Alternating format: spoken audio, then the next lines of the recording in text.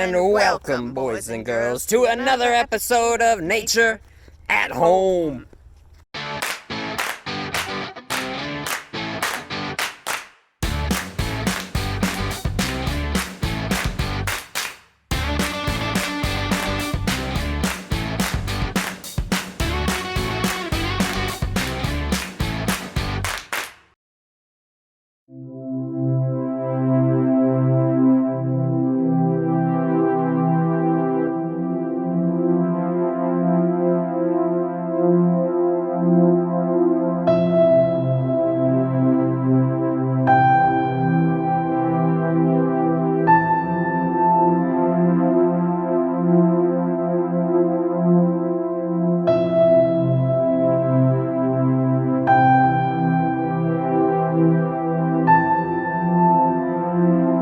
Spring is an amazing time to visit Dinosaur Hill. We have tons of wildflowers that begin to bloom all throughout the season, though some of the flowers can be difficult to spot.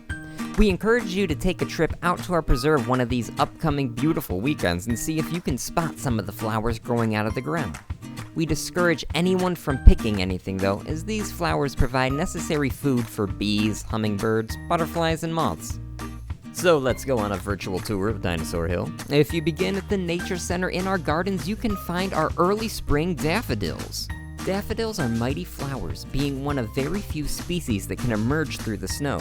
Within their stems is a toxic sap, so you should never build a flower arrangement around these guys. They require a lot of sun, which is why they're only found in the gardens out front.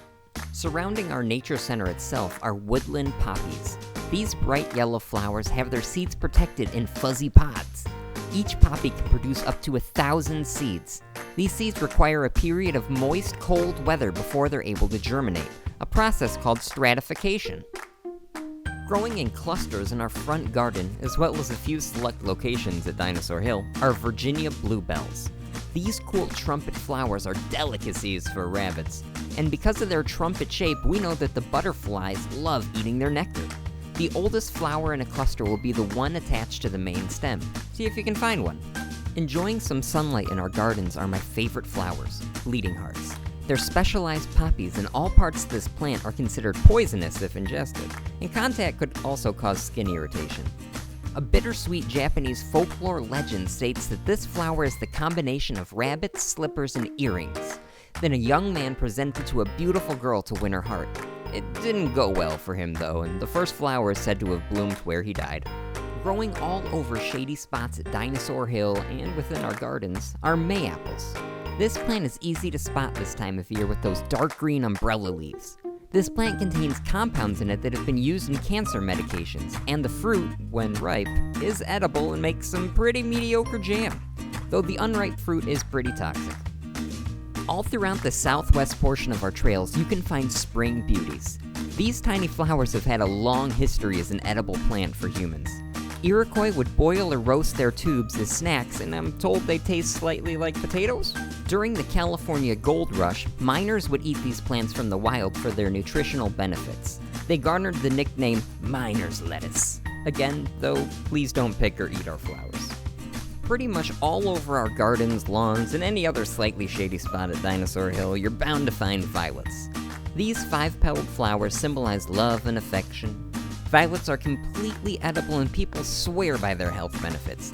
They've been eaten since at least ancient Rome and have even been turned into wine. Lastly, I want to talk about a plant growing basically all over Dinosaur Hill, Jack-in-the-Pulpit. This North American plant is pollinated by small flies from March through June, which it attracts with a fungal odor.